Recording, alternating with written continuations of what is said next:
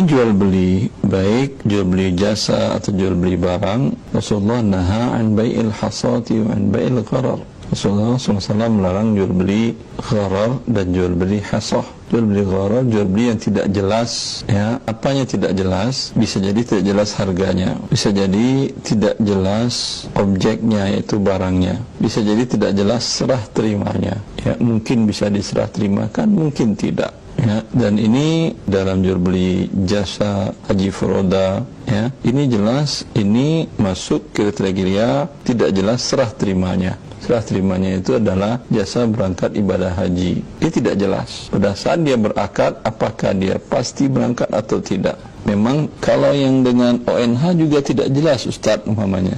Ya, bisa jadi dia meninggal, betul tidak jelas. Tetapi tingkat ketidakjelasannya lebih rendah. Karena gharar tidak mutlak haram, berbeda dengan riba. Tapi kalau kasus furoda, ini tingkat antara bisa diserah terimakan dan tidak itu tinggi. Bisa dibayangkan tahun 2022 antara yang berangkat dengan tidak, dengan furoda itu yang berangkat hanya tidak sampai 10%. Itu data yang saya dengar, wallahu ta'alam, tentang kevalidannya. Tapi yang saya dengar dari beberapa info dari teman-teman yang di travel, itu tidak lebih dari 10%. Kalau Anda beli suatu barang jasa, kemungkinan diterimanya 10% itu judi tingkat tinggi.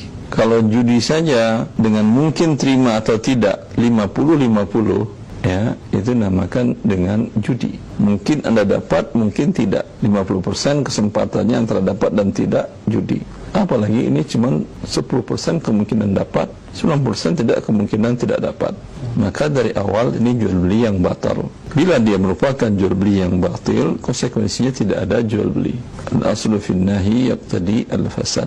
Pada dasarnya larangan Nabi SAW menunjukkan akadnya menjadi batil. Bila akadnya batil, tentu tidak ada akad dikembalikan uang sepenuhnya. Harusnya berangkat tidak berangkat, uang kembali karena akadnya batil.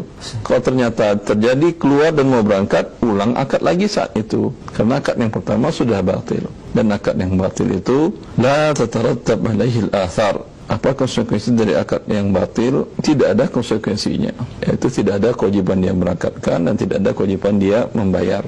Dalam kasus sudah diterima uangnya, wajib dikembalikan. Dalam kasus akan berangkat dan jadi sudah di bandara naik pesawat, diakad ulang lagi karena yang pertama batil. Bila ternyata tidak sama sekali, tidak ke bandara, tidak juga naik, atau ke bandara tapi pulang lagi atau diusir, atau sudah sampai di Arab Saudi dipulangkan ke Indonesia, itu lebih parah lagi kejiwaan kaum musliminnya, otomatis uangnya wajib dikembalikan penuh tanpa dikurangi.